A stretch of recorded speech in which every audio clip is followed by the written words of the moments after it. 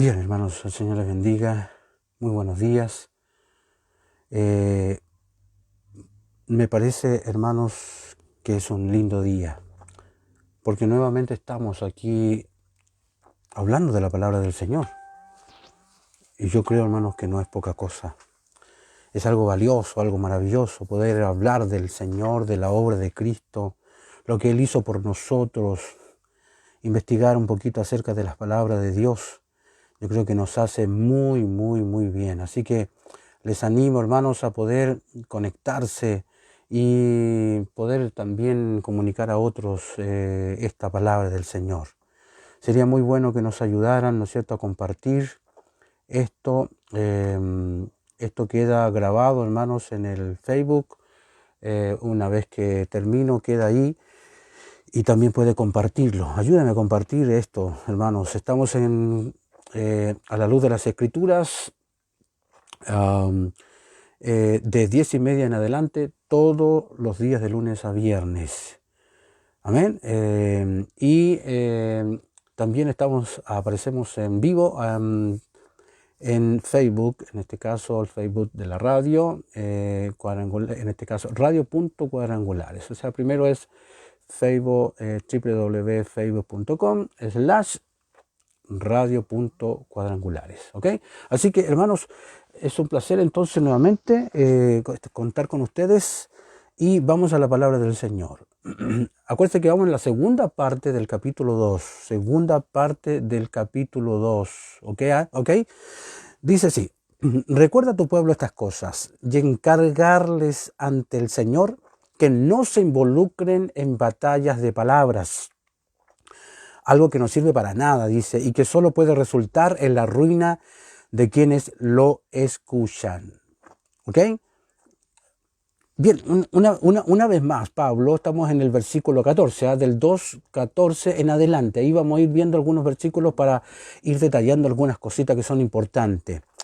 Una vez más, hermano, Pablo vuelve a la insuficiencia de las palabras. Dicen, mucha palabrería y sobre todo con cosas que no tienen sentido, no sirve para nada.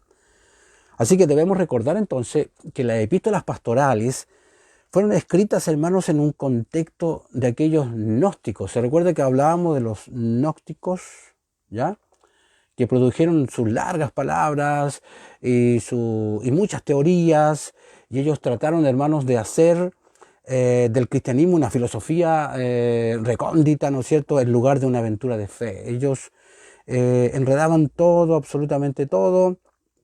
Y fíjate, hermano, que hay tanta fascinación como peligro en las palabras. A uno les gusta escuchar cuando la gente habla bonito, qué sé yo, pero también hay cierto peligro. Y pueden convertirse, hermano, en algunos casos puede convertirse en un sustituto de los hechos. O sea, hay personas a las que les preocupa más hablar que actuar. No sé si esta es un poco la diferencia. Hay gente que le gusta mucho hablar, pero no actúa. Poca efectividad, poco actuar, poco, ¿no es cierto?, accionar. Entonces vemos que si los problemas del mundo, hermanos, se hubieran podido resolver mediante la discusión, se habrían resuelto hace mucho tiempo, ¿no? Entonces, pero las palabras no pueden reemplazar los hechos. Eso tiene que quedar muy claro. Las palabras no resuelven los hechos. Entonces, de hecho, hay un escritor y un hombre de Dios que comenta lo siguiente. Dice que el Dr. Johnson fue uno de los grandes conversadores de todos los tiempos, que era conocido con John Wesley, o Juan Wesley, que es uno de los tremendos hombres de Dios de la antigüedad. Dice que Wesley fue uno de los grandes hombres de acción de todos los tiempos. Y estos hombres dos se conocían, ¿no es cierto? Y Johnson solo tenía una queja sobre Wesley. Decía: la conversación de Juan Wesley es buena, pero nunca está libre. Siempre está obligado a ir a una hora determinada. Y decía este hombre, Johnson decía, esto es muy desagradable para un hombre que le encanta tener su charla como yo, ¿ya?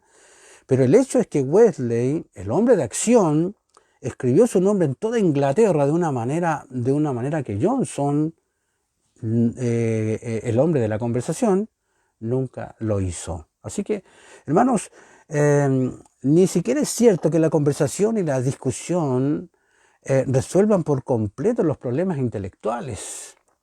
Una de las cosas más sugestivas que dijo Jesús fue lo siguiente: el que quiera hacer la voluntad de alguno sabrá si la enseñanza es de Dios. En el fondo, en el actuar, ¿te fijas el detalle? Entonces aquí vemos que a menudo la comprensión no se obtiene tanto en el hablar, sino en el hacer. Y eso es muy importante, ¿no? En la antigua frase latina, solvitur ambulando, decía la palabra, dice, la cosa se resolverá a medida que avanza. Entonces, a menudo sucede que la mejor manera de comprender las cosas profundas, hermanos, del cristianismo, es embarcarse en los deberes inconfundibles de la vida cristiana. Entonces, queda una cosa más por decir.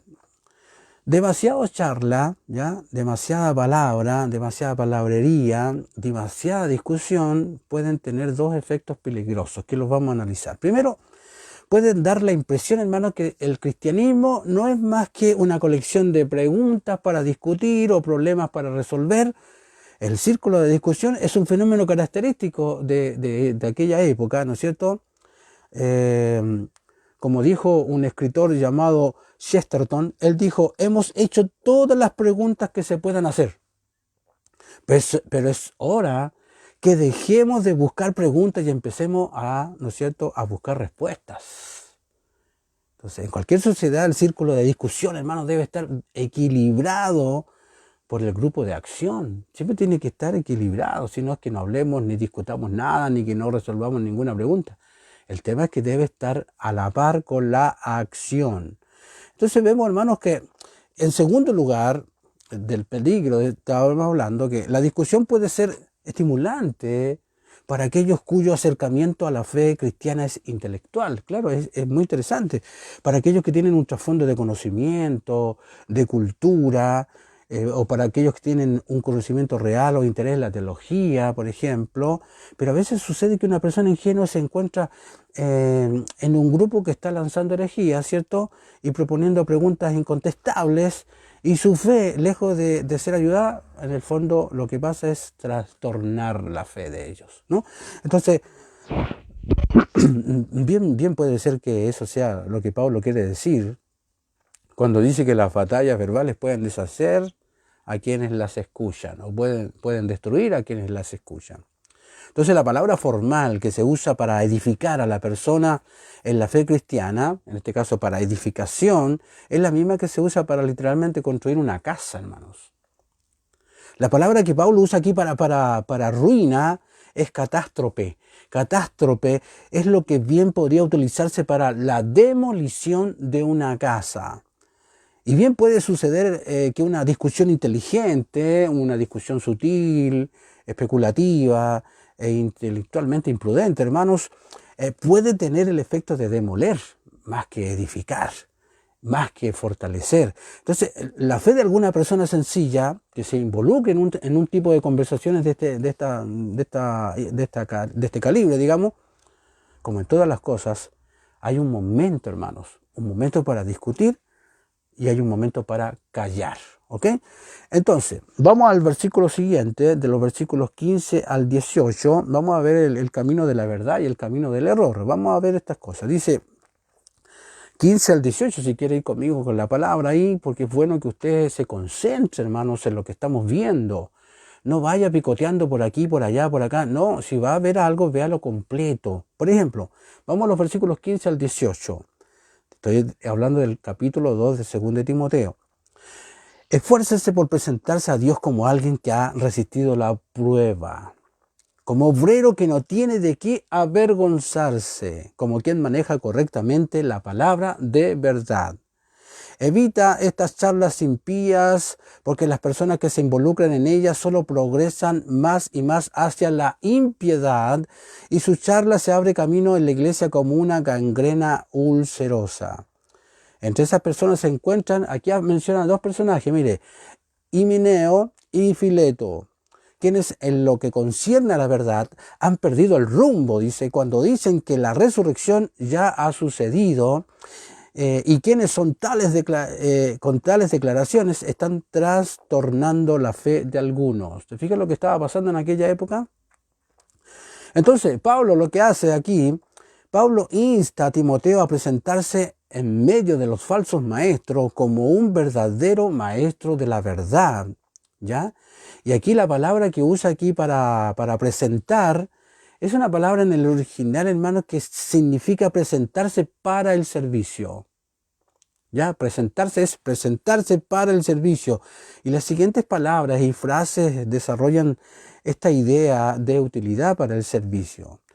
Vemos, por ejemplo, vemos que el griego, en este caso, el griego, para alguien que ha resistido la prueba, fíjate, es dokimos. Esa palabra que describe todo lo que ha sido probado, ¿cierto? Alguien que ha resistido la prueba, todo lo que ha sido probado y que es apto para el servicio. Por ejemplo, describe el oro o la plata que han sido purificados de toda aleación por el fuego. Entonces, por lo tanto, es la palabra que es el dinero genuino, digamos, ¿no? Es la palabra que se usa para una piedra, hermanos, que se puede colocar en su lugar en un edificio. O sea, una piedra, pero correctamente armada, ¿no es cierto?, labrada y colocada en el lugar preciso, ¿cierto? De hecho, una piedra, fíjate, hermanos, una piedra con un defecto estaba marcada con una A mayúscula, ¿ya? Y significa, en este caso le voy a nombrar la palabra, dice adokimastos, o sea, significa probado pero encontrado deficiente. Las marcaban así, ¿cierto?, con una letra y que decía, esta ha sido probada pero está encontrada deficiente.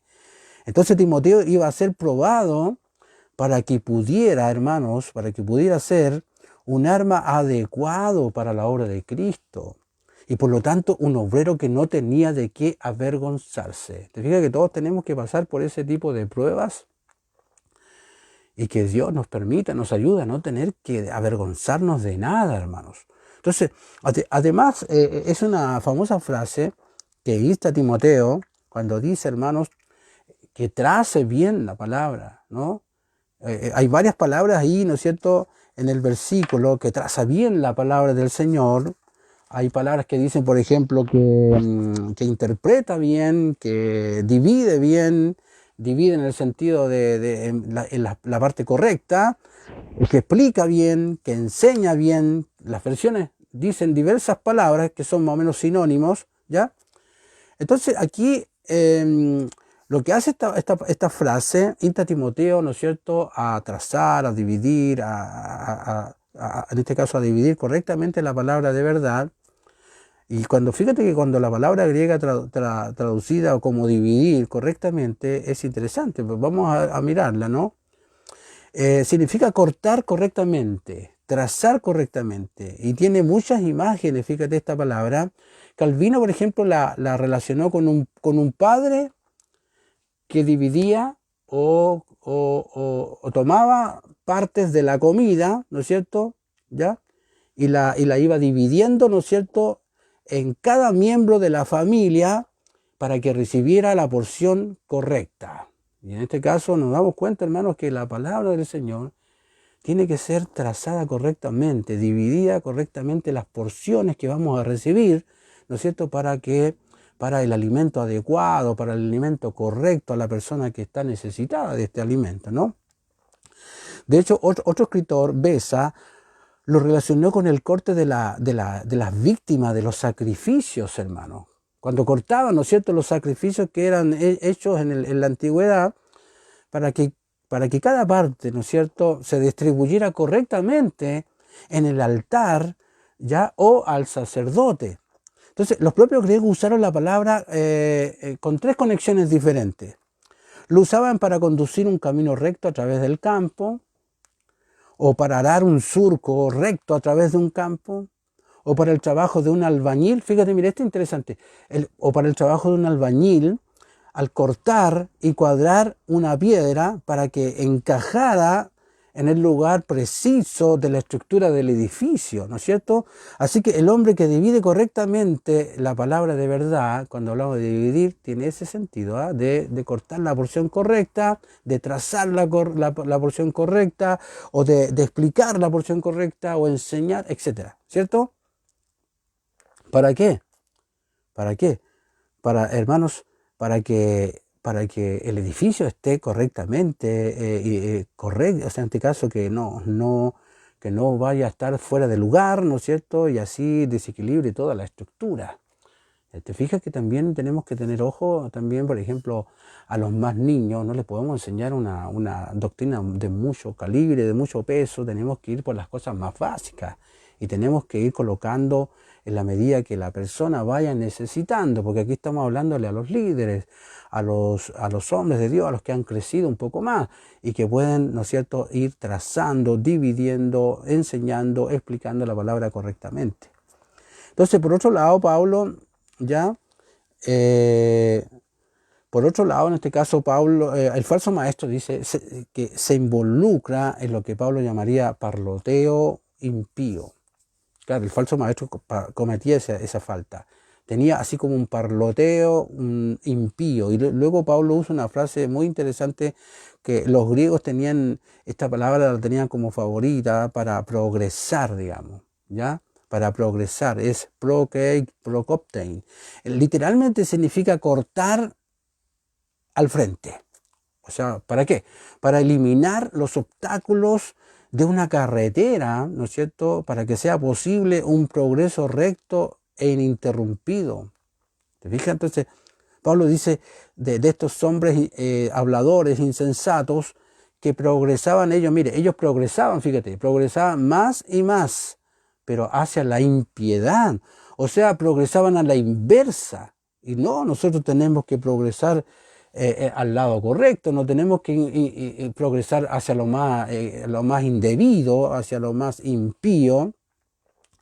Entonces aquí está la prueba fácil. Mire, ¿cómo lo hacemos para entender cuando algo está bien, cuando algo está mal, cuando escuchamos ciertas cosas que quedamos un poco extrañados? Primero, si al final de nuestra conversación, al final de nuestra charla, estamos más cerca unos de otros y de Dios, entonces todo está bien, ¿ya? Pero si hemos levantado barreras entre nosotros y hemos dejado a Dios más distante, ¿no es cierto? O sea, si estamos todos peleados y más encima nos alejamos de Dios, entonces la cosa no está bien. Así que el objetivo de toda discusión cristiana, hermanos, y de toda acción cristiana, obviamente es acercar al hombre, ¿no es cierto?, a sus semejantes y a Dios. Así que cualquier conversación que tengamos tiene que ser para edificación de los oyentes. De lo contrario, mejor nos callamos, ¿ok?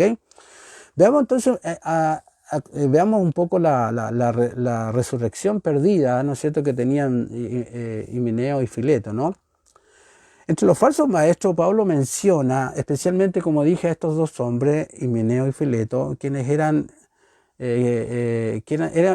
relativamente desconocidos, no sabemos quiénes eran, pero tenemos un breve vistazo de su enseñanza en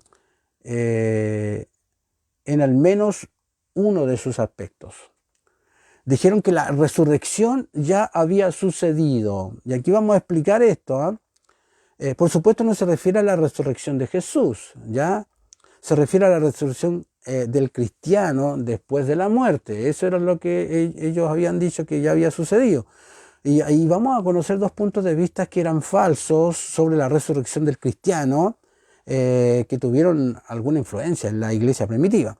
Primero, lo primero que vemos, hermanos, que se afirmó que la verdadera resurrección del cristiano tuvo lugar en el bautismo, decían ellos. O sea, y esto es cierto en Romanos capítulo 6, del 1 al 23. Pablo había escrito acerca de cómo el cristiano muere en el momento del bautismo y resucita de nuevo. Y hubo quienes enseñaron en aquella época que la resurrección sucedió en ese momento, ¿no es cierto?, del bautismo, y que fue la resurrección a una nueva vida en Cristo aquí y ahora, no después de la muerte. ¿Entiendes lo que estaba pasando? ¿No es cierto? O sea, era una resurrección, por así decirlo, simbólica y que había sucedido en ese momento en la tierra. No tenía que ver con el cuerpo físico. Era algo totalmente falso, ¿no? Hubo quienes enseñaron también, segunda cosa que enseñaron, que el significado de la resurrección individual no era más que un hombre que vivía en sus hijos, así como cuando yo nazco, ¿no es cierto? Y después me voy, por así decirlo, reflejando en mis hijos, también lejos de lo que es la verdad. El problema fue que este tipo de enseñanza encontró eco tanto en el lado judío como en el lado griego de la iglesia. En el lado judío, de hecho, los fariseos creían en la resurrección del cuerpo, pero los saduceos no. El problema con los fariseos era que eran materialistas, eran muy materialistas, eran ricos y materialistas, que tenían tanto interés en este mundo que no estaban interesados en ningún mundo por venir, no les interesaba el mundo por venir, ¿ya? Ahora, en el lado griego el problema fue mucho mayor, porque en los primeros días del cristianismo, los griegos, hermanos, en general creían en la inmortalidad, sí, creían en la inmortalidad, pero no en la resurrección del cuerpo. De hecho, la creencia más alta, la más alta que había era la de los estoicos. Ellos creían, hermanos, que Dios era lo que podría llamarse espíritu de fuego, y de hecho la vida en el hombre era una chispa, dice, de ese espíritu, una chispa de Dios mismo, una chispa de deidad, decían ellos. Pero creían que cuando un hombre moría, esa chispa regresaba a Dios y, ¿no es cierto?, y se reabsorbía en él. Entonces, y esa era una creencia quizás noble, pero claramente suprime la supervivencia, ¿no es cierto?, personal después de la muerte, que es la que creemos nosotros. Entonces, además los griegos creían que el cuerpo era completamente malo. Acuérdate, ese es el detalle del mundo de los agnósticos, ¿no? Creían que era completamente malo y tenían su juego de palabras como consigna, ¿ya? Decían, el cuerpo es una tumba. Decían, el cuerpo es una tumba. Lo último que deseaban y en lo que creían era la resurrección del cuerpo. Por lo tanto, ellos también estaban abiertos a recibir cualquier enseñanza sobre la resurrección que se ajustara a sus creencias. Entonces, es obvio, hermanos, que el cristiano no cree en la resurrección de este cuerpo tal como está. A eso me refiero. Nadie podía concebir que a alguien aplastado, por ejemplo, en un accidente o muriendo de cáncer, volviendo a despertar en el cielo con el mismo cuerpo. ¿Entiendes? Pero el cristiano cree en la supervivencia de la identidad personal. Estamos hablando, hermanos, que cree firmemente que después de la muerte, tú seguirás siendo tú, yo seguiré siendo yo, ¿no es cierto? Y obviamente, pero con nuestros cuerpos glorificados, absolutamente. Entonces, cualquier enseñanza que elimine la certeza de la supervivencia personal de cada hombre golpea, obviamente, la raíz misma de la fe cristiana. Entonces, cuando Himeneo y Fileto y sus semejantes enseñaron que la resurrección ya había sucedido, ya sea en el momento del bautismo o en los hijos de un hombre, estaban enseñando algo que los judíos saduceos y los griegos filosóficos de ninguna manera serían reacios a aceptar, pero también estaban enseñando algo, ¿cierto?, que estaba socavando la creencia central de la fe cristiana. ¿Te fijas que esas cosas se fueron metiendo en aquel entonces? Entonces, ¿el fundamento firme cuál era? Versículo 19. Mira lo que dice el Señor. Pero el fundamento firme de Dios permanece firme en esta inscripción. ¿Qué decía? El Señor conoce a los que son suyos, y todo aquel que nombra el nombre del Señor se aparta de la injusticia. Este versículo es muy importante que lo analicemos. De hecho, lo usamos para referirnos, ¿no es cierto?, referirnos a la base sobre la cual se erige un edificio, ¿no? Se levanta un edificio. Y también en el sentido de una asociación, en este caso de cuando se levanta un colegio, una ciudad que ha sido fundada por alguien, ¿no? Y el fundamento de Dios aquí significa la iglesia. ¿no es cierto?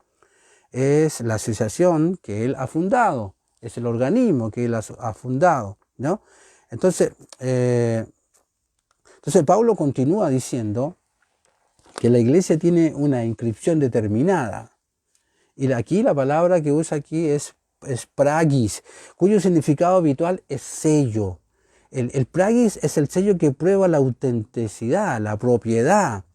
El sello en un saco de productos demostró que el contenido era genuino y no había sido interferido. Y también indicó la propiedad y el origen de los bienes.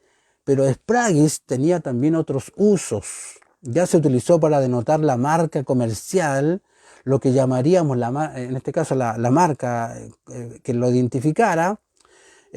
Galeno, por ejemplo, un médico griego, habla de la Spragis en una ampolleta de colirio, es decir, la marca que mostraba qué tipo de colirio contenía la ampolla.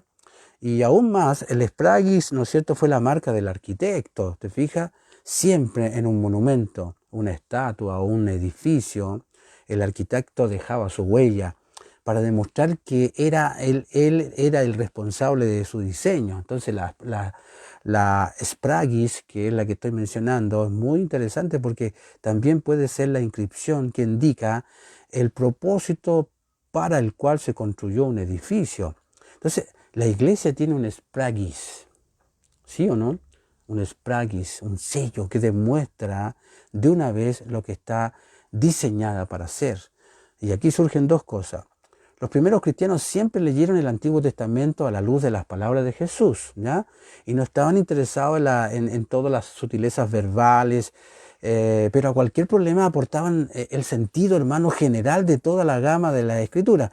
Y estos siguen siendo principios excelentes para leer, ¿no es cierto?, y usar la Escritura. Los dos textos nos dan dos principios generales sobre la iglesia. La primera nos dice que la iglesia está formada por los que pertenecen a Dios, que se han entregado, ¿no es cierto?, a Él, ¿ya? De tal manera que ya no se poseen a sí mismos. Y el mundo ya no los posee en este caso, sino que Dios los posee. ¿Te fijas? Esa es la primera cosa. Y el segundo nos dice que la iglesia se compone de aquellos que se han apartado de la maldad, ¿no? Se han apartado de la maldad. Y eso no quiere decir que esté formado por personas perfectas. Quiero leer el versículo nuevamente para que recordemos, ¿no? Dice, pero el fundamento firme de Dios permanece firme en esta inscripción. El Señor conoce a los que son suyos. Y todo aquel que nombra el nombre del Señor se aparta de la justicia. Son cosas muy, muy fundamentales, ¿no es cierto?, que se dan claramente. El segundo dice entonces que la iglesia se compone de aquellos que se han apartado de la maldad. Y esto no quiere decir que la iglesia esté formada por personas perfectas. Si fuera así, no habría iglesia. Ya se ha dicho que el gran interés de Dios no radica tanto en el lugar al que ha llegado el hombre, ¿ya?, sino en la dirección a la que se dirige. ¿Te fijas? En la dirección a la que se dirige. Y la iglesia se compone de aquellos cuyos rostros se han vuelto hacia la justicia. Claro, si nosotros fuimos transformados, convertidos, y ahora estamos vueltos hacia la justicia, estamos en favor de Dios, no del enemigo. Entonces, a menudo pueden caer, y podemos caer, no hay duda de eso. Y la meta a veces puede parecer angustiosamente lejana, muchas veces, ¿no es cierto? Pero sus rostros siempre están en la dirección correcta. O sea, estamos, ¿no es cierto?, dirigidos hacia la justicia, hacia lo que Dios realmente anhela.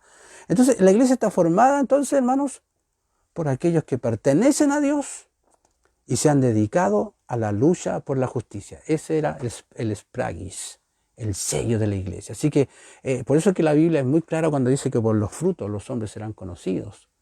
Así que nos damos cuenta rápidamente si son o no son, por sus frutos. Ahora, mira lo que dice después ya los vasos de honor y deshonra, en los versículos 20 al 21, cuando dice en cualquier casa grande, no solo hay vasos de oro y plata, también hay vasijas de madera y loza, y algunos se destinan a un uso noble, dice, ya, y otros a un uso innoble. si alguno se purifica de estas cosas, será un recipiente apto para un uso noble, listo para toda buena obra. Mire, este versículo también es muy interesante. Aquí la conexión entre este pasaje y el que precede inmediatamente es muy práctica. Pablo acaba de dar una gran y alta definición de la iglesia, ¿cierto? Como compuesta por aquellos que pertenecen a Dios, ¿cierto? Y que están camino hacia la justicia. Ese era el sello, ¿no? Entonces, ahora, la respuesta obvia es, ¿cuál es? ¿Cómo explica la existencia de estos herejes parlanchines en la iglesia? Estoy hablando de Mineo y Fileto. ¿Cómo se explica, hermanos, la existencia de ellos? Entonces, la respuesta de Pablo es que en cualquier casa grande hay toda clase de utensilios.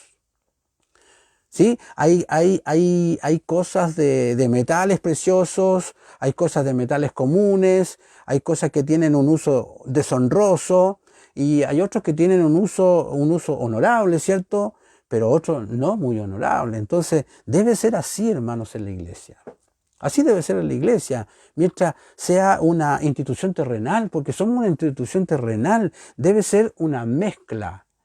Y fíjate que el detalle, mientras esté formado por hombres y por mujeres, siempre va a ser una mezcla, hermanos. Debe seguir siendo una muestra representativa de la humanidad. Claro, porque si no, ¿para qué estaría la iglesia? Si fuéramos perfectos, no estaríamos entonces. Y así como se necesitan todo tipo de personas para hacer un mundo, es lo mismo, la iglesia es lo mismo. Y esa es una verdad práctica que Jesús había declarado mucho antes. ¿Te acuerdas en la parábola del trigo y de la cizaña? Y el punto de esta parábola es que el trigo y la cizaña, ¿qué pasaba? Necesitaban crecer juntos. ¿Ya? Y en las primeras etapas, que eran muy parecidos entre sí, que era imposible separarlos, ¿ya? Y lo declaró de nuevo en la parábola de la red, ¿no es cierto?, de arrastre en este caso. La red de arrastre reunía todo tipo de peces, ¿sí?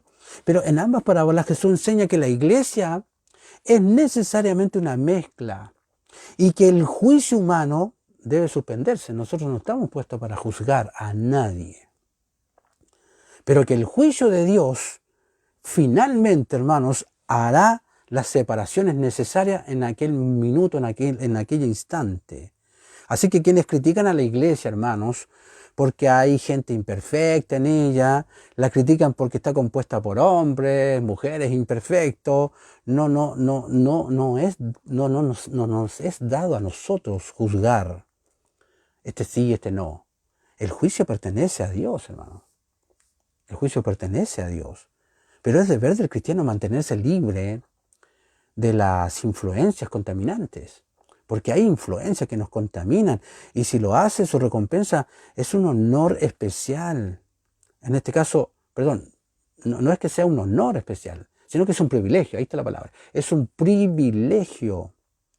¿Ya? Es un servicio especial. ¿Ya? Cuando nosotros logramos mantenernos ahí, lejos de las influencias que nos contaminan, ¿no es cierto?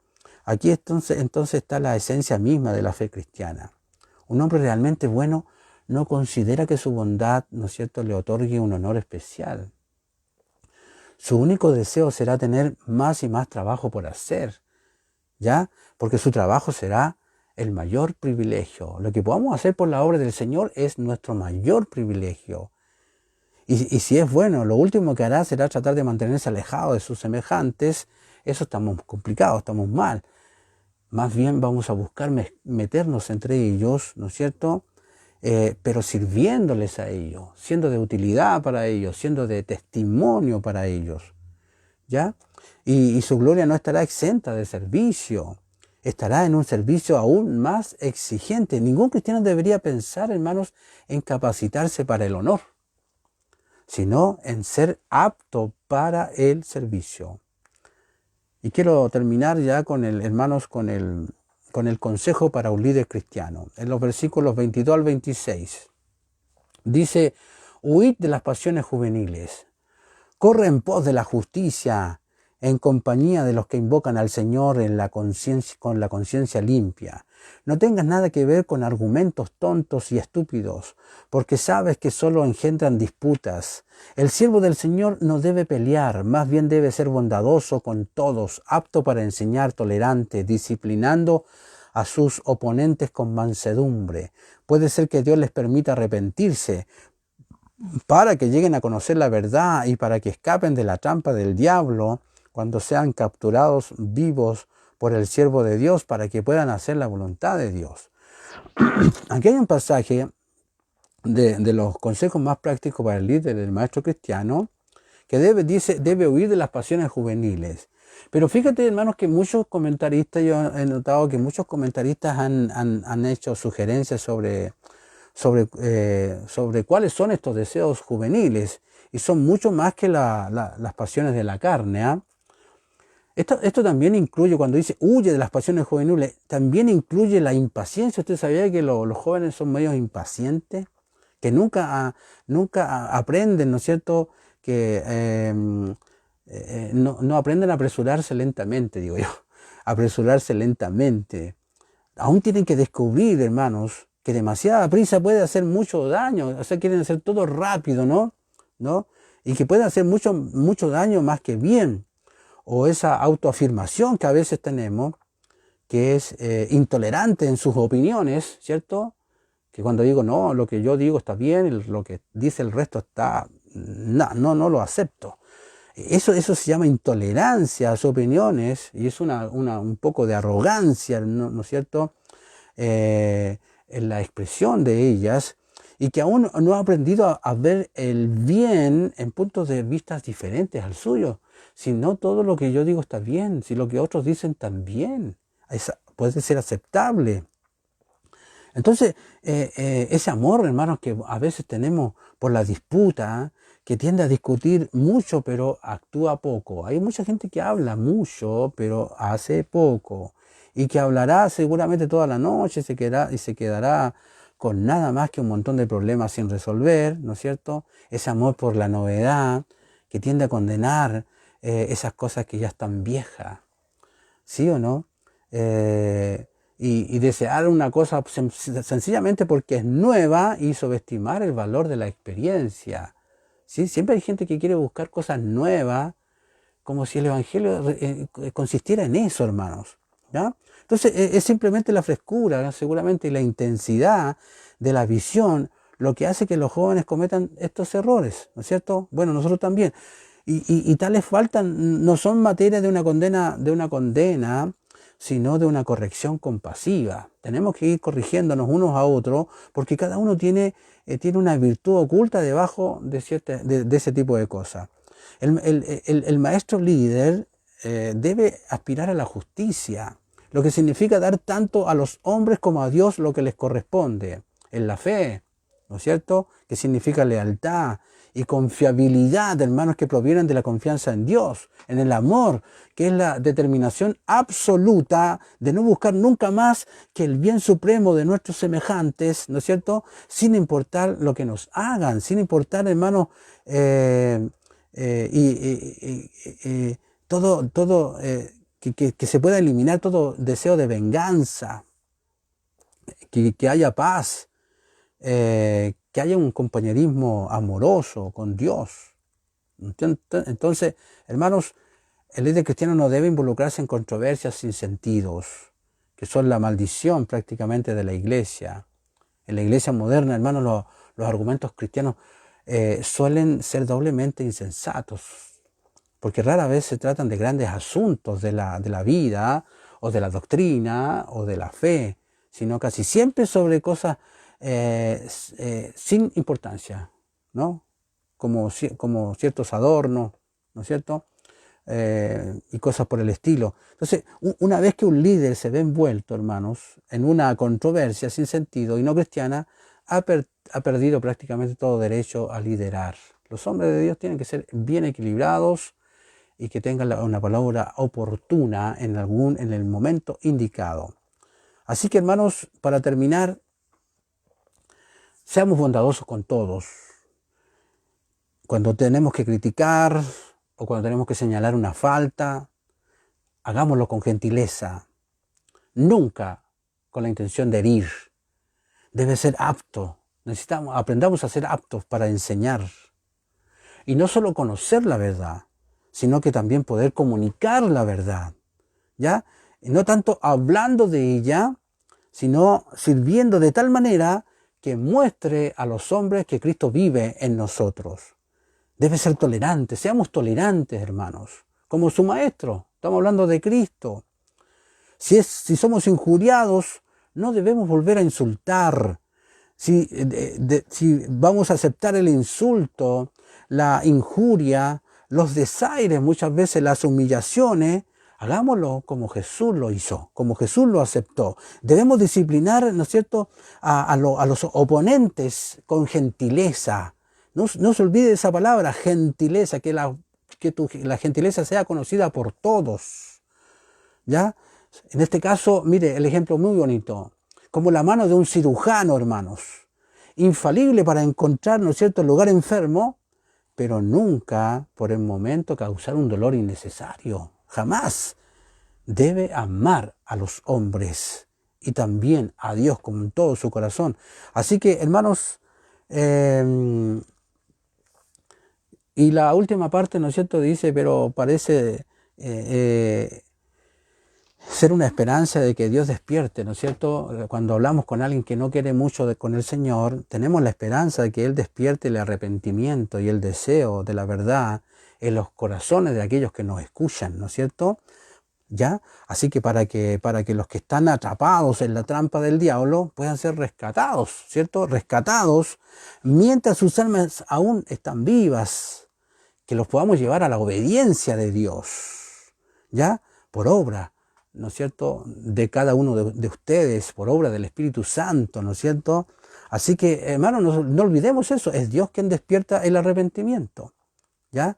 Es el líder cristiano quien abre la puerta de la iglesia, ¿no es cierto?, a un corazón que está arrepentido.